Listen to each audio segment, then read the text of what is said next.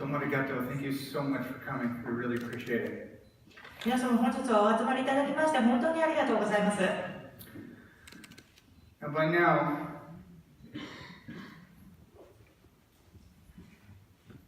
there we go. By now you're well aware of how successful the Zen architecture is and that we exceeded our performance goals by about 12%.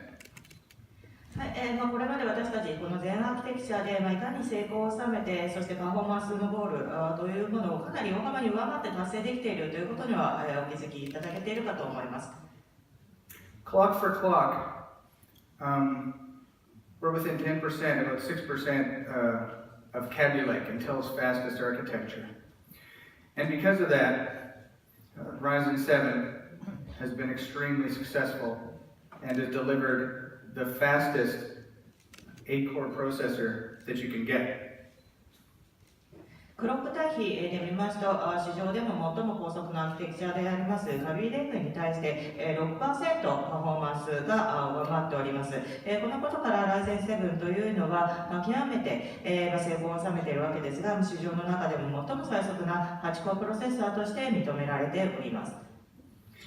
And of course we have multiple models from that Ryzen 7 1800X down to the 1700X and down to the 1700, which is the most efficient 8-core processor that you can get. もちろんこの Ryzen 7につきましては複数のモデルを提供しております。1800X から 1700X、そして市場の中でも最も効率の高い8コアのプロセッサーとしては最も効率の高い1700シリーズも導入しております。But as successful as Ryzen 7 has been, it addresses a relatively small piece of the market. And there's a lot of enthusiasts that buy processors in the sub $300 market. このように大成功を収めている Ryzen 7ではありますけれども、対応しております市場は比較的小さな市場となっております。それ以外にも$300程度の CPU の市場におきまして、プロセッサーを購入されております。たくさんのエントゥーシアストの方々がいらっしゃいます。In fact, there's at least twice as many people that buy these CPUs at these price points. And what we wanted to do was bring the disruption that we bought to the Ryzen 7 segment and bring that down to a more accessible price for people who right now are limited to 4 cores and 4 threads. 実際その市場というのは、この価格帯におきましては CPU を購入される方々というのが2倍程度いるというふうに言われております。ということで私たちがこれまで Ryzen 7のセグメントにおいてもたらした破壊的変革というものをよりアクセスしやすい手頃な価格帯でこれまで4コアで4スレッドの CPU しか入手することができなかった人たちにこの破壊的な変革というものをもたらしたいというふうに考えております。And so, we've introduced 4 models of the Ryzen 5 to address this market. And 2 of them have 6 cores and 12 threads, bringing an exceptionally capable part to a very affordable place. And the other 2 models have 4 cores and 8 threads, which mirrors our competition's Core i7 parts. ということから、この市場に対応するために、私たちは Ryzen 5におきまして4つのモデルを導入してまいります。そのうちの2つのモデルにつきましては、6コア12スレッドで、大変素晴らしいパフォーマンスというものを提供しております。残り2つのモデルにつきましては、4コア8スレッドで、競合であります Core i7 と同じようなパフォーマンスというものを実現しております。And so I'd like to talk about our Ryzen 5 1600X. This is our highest end Ryzen 5. It has 6 cores and 12 threads, a 3.6 gigahertz base clock, and a 4 gigahertz precision boost clock. まずはこの Ryzen 5におきます最初のモデル 1600X を紹介したいと思います。これらはこのラインナップの中でも最もハイエンドなモデルとなっておりまして、6コア12スレッド、そしてベースクロックが 3.GHz、そしてプロシジョンブーストクロックについては 4.0GHz となっております。And what this part does is bring an exceptional level of multi-threaded performance to a segment that never had access to this kind of performance. And, sorry. このモデルはどういったことができるかといいますと、これまでこのようなパフォーマンスに対して一切アクセスすることができなかったセグメントにおいて、マルチスレッドの優れたパフォーマンスを実現しております。And just like with Ryzen 7, what we've done here is introduce the most capable and most efficient parts you can buy. The Ryzen 5 1600X is the fastest 6-core, 12-thread processor on desktop, and the Ryzen 5 1600 is the most efficient 6-core, 12-threaded processor you can get. また、Ryzen 7でやったのと同じように、私たちは最も能力が高く、そして効率のいいパーツというものを提供しております。1600X というのは、デスクトップ上で最も高速な6コア12スレッドのプロセッサーとなりますし、1600につきましては、同じく6コア12スレッドで最も効率の高いパーツとなっております。It's very exciting to see the kind of performance that we can bring to people that haven't had access to it. People who do encoding, and people who do video rendering, and people who do even compression now can see significant increases in performance that this market has never had before. このように、これまでこういったパフォーマンスにアクセスすることができなかった人たちに、このような優れたパフォーマンスが提供できるということに私たちは大変ワクワクしております。これまで、例えばコーディングをやっていた方々、ビデオのレンタリングをやっていた方々、あるいは圧縮などをされていた方々、これまでの市場の中では全く手にすることができなかったような優れたパフォーマンス改善をもたらすことができるようになります。And of course, people like to game too. Oops, there we go. もちろんゲームもその一つとなります。And in this particular segment, Ryzen 5 does very well because there are a lot of games that use DirectX 12 and even DirectX 11 that do take advantage of more than 4 cores and 4 threads.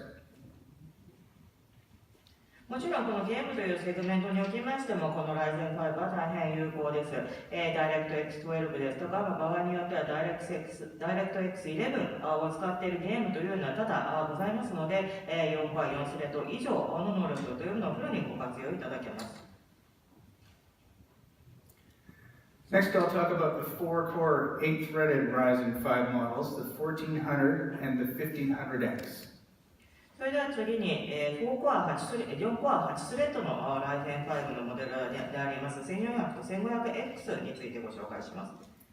The 1400 is our most accessible Ryzen 5. It has a 3.4 gigahertz precision boost clock, and it can be increased with an excellent cooler with the XFR feature. まず1400ですけれども、この Ryzen 5の中でも最も手頃な価格帯系のものとなっております。プリシジョンブーストクロックについては 3.4GHz ですが、XFR の機能を使っているクーラーを使えばですね、さらに高めることができます。But the Ryzen 5 1500X is very special. It has the most XFR headroom of any Ryzen processor, 200 megahertz in the presence of better cooling. In addition, it has the full 16 megs of the L3 cache. そしてこちらの 1500X ですけれども、大変特別なモデルとなっております。製品のラインナップの中でもですね、最も XFR のヘッドルームが多くなっておりまして、優れたクーリングを使うことによって 200MHz まで高めることができます。さらに L3 キャッシュにつきましても、完全に16メガご活用いただいてます。60メガご活用いただいてます。I should mention on the Ryzen 5 1400 it has that cache is halved to 8 megabytes. そしてこの1400の方ですけども、キャッシュは半分で8メガ程度になっています。Once again, we have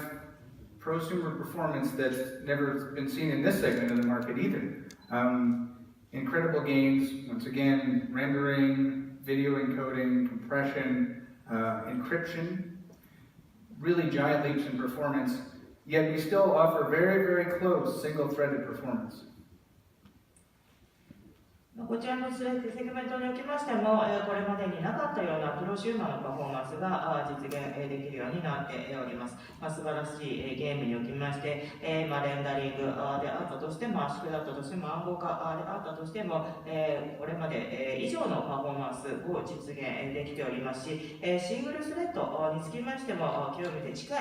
パフォーマンスが実現できております。And of course, competitive gaming. もちろんこのようなコンペティティブゲームにおいてもパフォーマンスは高まっております。Now, Ryzen 5 has been launched. These 4 processors are now available worldwide. この Ryzen 5ですが、すでに導入がされておりまして、4つのプロセッサーすべてワールドワイドで提供されております。And these are the prices locally. こちらが日本におけます価格設定となっています。Now, of course, just like the Ryzen 7, Ryzen 5 offers the same SenseMI technology. So every Ryzen processor has a true neural net built inside, and every Ryzen processor can take advantage of extended frequency range or XFR. Ryzen 7と同じように、Ryzen 5におきましても、先生前のテクノロジーを活用しておりますので、すべてにおいて、すべてのモデルにおいて、真のニューラルネットの仕組み、テクノロジーというものが活用できておりますし、そしてまた高度な XFR の機能も活用できるようになっています。And of course, every Ryzen processor is multiplier unlocked. That's the same with Ryzen 7 and Ryzen 5. また、Ryzen のプロセッサーにつきましては、すべてマルチプライヤーがアンロックされておりまして、これは Ryzen 5だけではなく Ryzen 7でも同じとなっています。And it uses the same Ryzen mask utility that works on the Ryzen 7. またさらに、Ryzen 7で使っていただいております、マスターユーティリティと同じものを Ryzen 5でもお使いいただけます。And we have some new coolers with the Ryzen 5 line. And I'm very proud to be part of the team that came up with the original Wraith cooler and bought this new line of Wraith coolers to socket AM4. また、この Ryzen 5につきましては、新しいクーラーの導入をしておりまして、これまでレースクーラーで開発を行ってまいりますチームとともにですね、全く新しいレースクーラーをソケット AM4 に提供できることを大変嬉しく思っております。You'll notice that the Ryzen 5 1600 and 1500X use the Wraith Spire. This is physically the same cooler that is on the Ryzen 7 1700. The only thing that's changed is the LED isn't present, but it still has the same near silent performance and it still has excellent thermal performance as well.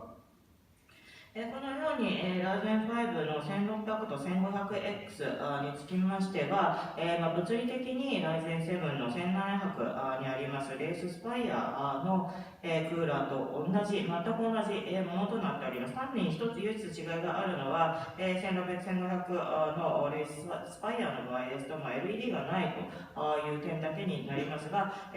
のサーマルパフォーマンスですとかのパフォーマンスという意味では全く同等となっております。And brand new with the Ryzen 5 1400, the Wraith Stealth Cooler. This is our quietest and lowest profile cooler in the Wraith line. またさらに今回 Ryzen 5 1400用に使っておりますのがレースステルスというクーラーですが、こちらのクーラーは最も音が静かで、そして最もプロファイルが小さいレースクーラーとなっております。Of course, I should mention the platform. Of course, the AM4 platform uses the newest DDR4 memory. We have the first chipset that natively supports USB 3.1 Gen 2. And we have a single platform that scales all the way up from the low-end Athlon and 7th Gen APU all the way up through Ryzen 5 and Ryzen 7.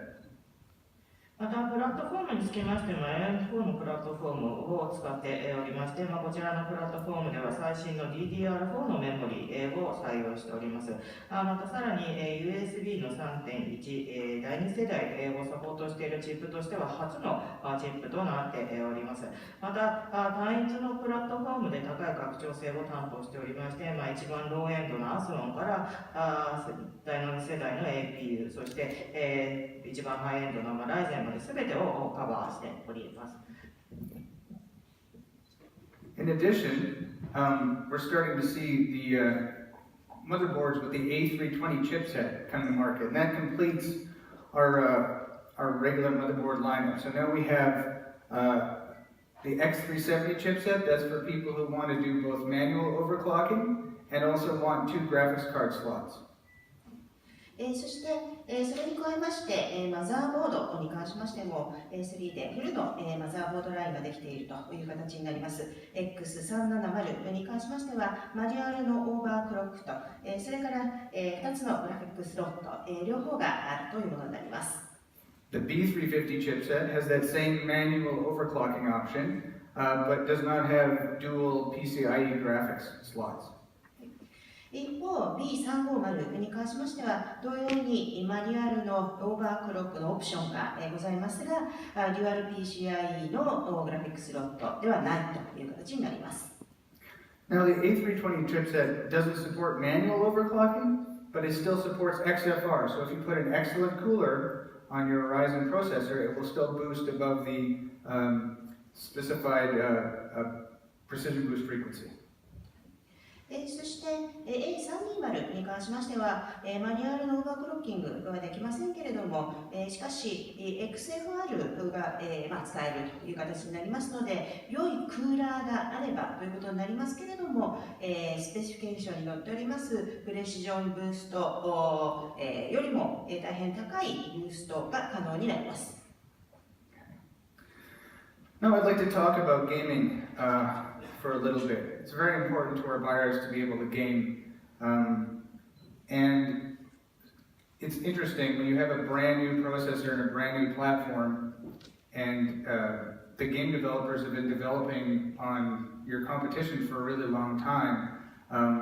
Right out of the gate, we have a lot of people to talk to, a lot of developers to engage. そして、次にゲームに関しても少し触れていきたいと思います。私どもにとりましてゲームのセグメントというのも、大変重要なものと考えております。大変興味深いのは、このように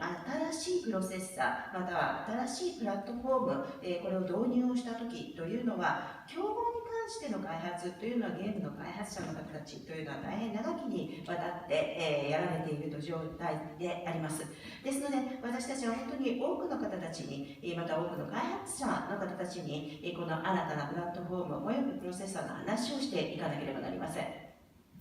The good news is that the developers have been very excited about the Ryzen CPU and the resources it brings to the table.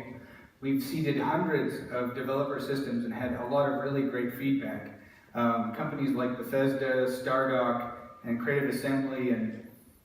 generally every developer is really excited about getting their hands on Ryzen and optimizing games for Ryzen in the future.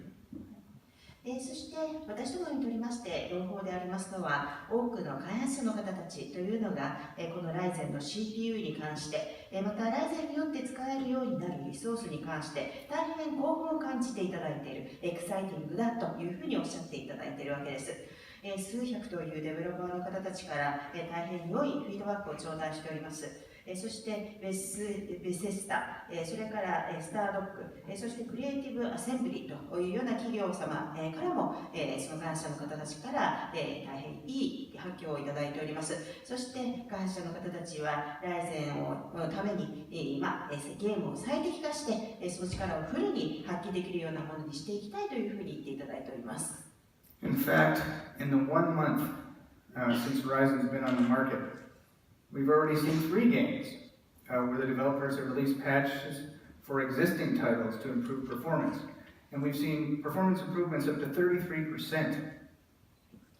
実際ですね、ライゼンを導入いたしましてから1ヶ月ほどしか経っていないんですが、市場の中ですでに既存のゲームに対してライゼンの力をフルに活用するためのパッチを出されているゲームがすでに3つございます。それによってパフォーマンスが実に 33% も上がっているという実績も出ています。Now, on top of that, there's a lot of work to do on the platform. それに加えて、プラットフォーム側でもやるべきことというのはたくさんございます。Primarily memory support. It's a brand new platform. It takes a lot of work to make sure the fastest memory is working smoothly and easily, and that's something we've already made a lot of progress on. 特にメモリーサポートの部分というのはかなりの作業が必要になります。新しいプラットフォームですので、最速のメモリーがスムーズに簡単に使えるようにするというところでは労力がかなりかかりますが、そこの部分ではかなりの進捗が得られていると思います。Another limiting platform issue was that the HPET timer that was required by the Ryzen master software could actually slow the platform down a bit as well. So we made sure that in the next version coming out around April 11th, that requirement is going to be turned off. So we can turn off HPET. そして、このプラットフォームでもう一つの点としましては HPET タイマー、これによって少し速度がスローになってしまうということがございました。ですので4月11日に出ます新しいバージョンではこの HPET タイマー、これをディセーブルにすることが可能になります。And thirdly, we released an optimized balanced power plan for Windows. We still recommend using the high performance plan for most of you benchmarking folks, but for the average user, if they want to use the balanced power plan, now we've got better performance. そして、3つ目にはですね、このリリースによりまして、バージョンの新しいものによりまして、Windows 向けのバランス型パワープラン、これに最適化されているという形もなります。しかし、ベンチマーク等で使われているのはハイパフォーマンスプランでございますので、推奨としましてはハイパフォーマンスプラン、これをお使いになるということを推奨させていただきますが、一般的なアベレージ型のユーザーの方たちですとそこまでは必要がないという場合もあります。ですので、バランスのパワープラン、これにも最適化されるという形になります。それでパフォーマンスが高く出せるということです。Now, with these three changes alone, on launch day, Ryzen would achieve about 300 FPS in Counter-Strike Go, which is very fast. But esports professionals always want more. その3つの変化だけでもですね、このローンチしたその発売当日から 300fps が実現できているという大変高速化が図れております。しかし一方、プロの方たちというのはさらにというパフォーマンスを求めていらっしゃいます。So with HPET disabled, with the new Ryzen balanced power plan, and with DDR4 3200 memory support, we actually achieved a pretty substantial 57 FPS improvement in Counter-Strike alone. それに加えて、先ほどから申しました HPET がディセーブルにできるということ、そしてライゼンのバランスとパワープラン、そして DDR4 のサポートで 3200MHz、これによりましてさらに 57fps の改善が図れるというものになります。That's a very exciting jump in performance, and it shows that we need to focus on improving the platform in the future, and we are. We're taking it very seriously, and we're also continuing to engage developers. So I think it's pretty clear that Ryzen will have a very good gaming future as it goes forward. そして、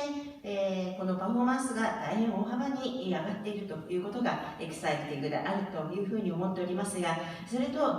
同様にですね、今後のプラットフォームの改善というところも私どもはフォーカスしていかなければならないというふうに考えております。改善努力を今も続けておりますし、それに関しましては大変真剣に捉えております。そして今後も開発者の方々と関わりを大変持ち、将来的にもさらにゲーム用の素晴らしいフィーチャーも提供していく所存です。So just to leave, I'd like to say how proud I am to be part of a company that is really changing what people can expect to get from a mid-range processor. And we will continue to change what people expect to get out of their PCs in the future. And thank you so much for coming, and thank you for your time.最後にもう一言申させていただきたいと思います。私どもの会社を代表いたしまして、今回、このような素晴らしい画期的な発売ができるということを大変誇りに思っております。ミッドレンジのプロセッサーに対して人々が持つ期待値を変えるようなそういう大きな開発であった、そして導入であったというふうに考えております。今後も将来的に PC に皆様が期待すること、これを変えていけるようなそういう努力を続けてまいる所存です。本日はご清聴誠にありがとうございました。Thank you, Don。ドン・ゴリグロスキーでした。どうもありがとうございました。盛大な拍手でお送りください。